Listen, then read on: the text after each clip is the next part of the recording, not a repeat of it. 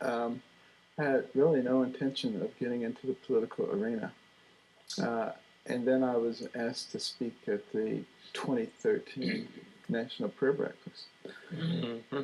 At which time I said, Lord, what are you up to? I said, because I didn't think that anybody ever did it twice. I had done it in 1997. Oh, okay. And I said, Lord, you must be up to something.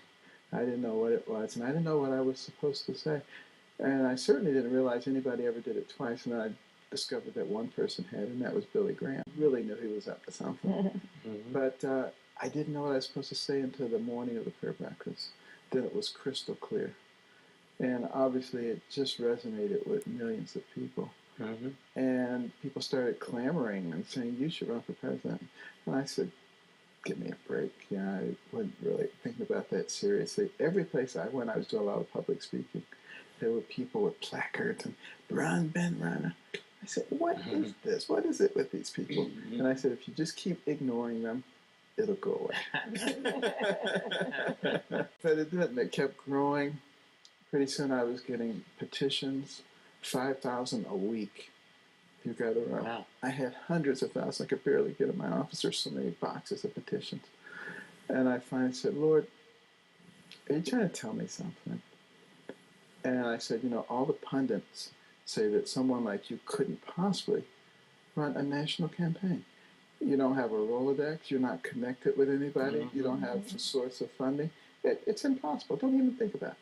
All of which comforted me to hear that. But I said, Lord, if you want me to do it, you'll have to overcome those issues. You have to open the door. And I said, if you open the door, I'll walk through it.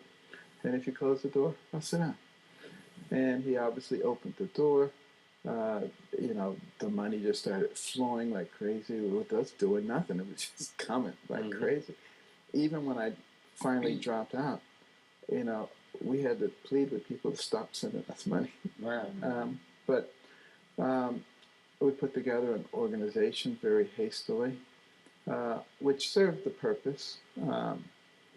But, there were some problems with it. I had to reorganize it.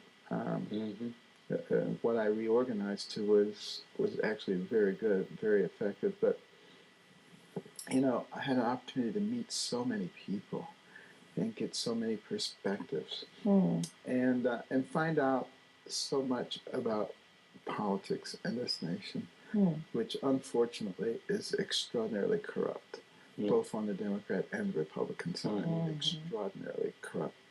But that doesn't mean that you shouldn't try to change it. You shouldn't do what you can do to try to fix it. Now, I recognize that God's plans are much more complex than ours.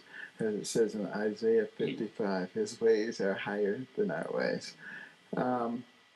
He obviously put me there for a reason. There are relationships that have been developed, influence that has been gained, all of which can still be used to try to save this country from its